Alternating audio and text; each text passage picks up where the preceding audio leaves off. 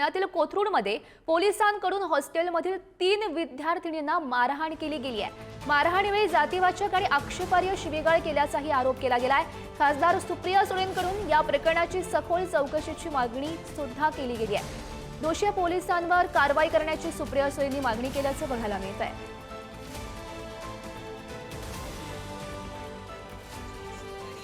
मी आता इथे कोथरूड पोलीस स्टेशनच्या परिसरामध्ये आहे। तुम्ही बघू शकता माझ्या मागे कोथरूड पोलीस स्टेशनचा परिसर आहे।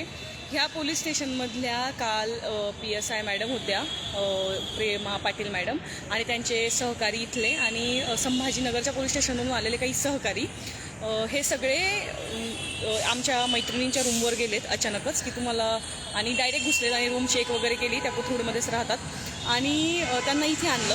वरती तुम्ही बघू शकता एक रूम आहे त्यांची कुठेतरी छोटीशी, त्या रूममध्ये घेऊन गेलेत आणि त्यांना मारहाण केली आहे। त्यांना लाथाबुक्क्यांनी मारलं आहे, त्यांना जातीवरून शिव्या दिल्यात, तुम्ही महार मागायचे मग तुम्ही असंच वागाल। आणि या संदर्भात अधिकची माहिती जाणून घेऊयात। आमचे प्रतिनिधी बालाजी पोद्दार आपल्यासोबत आहेत। बालाजी, खरं तर धक्कादायक असा प्रकार म्हणावा लागेल। नेमकं हे प्रकरण काय आहे? कारण सुप्रिया सुळेंनी या प्रकरणाची सखोल चौकशीची मागणी केली आहे।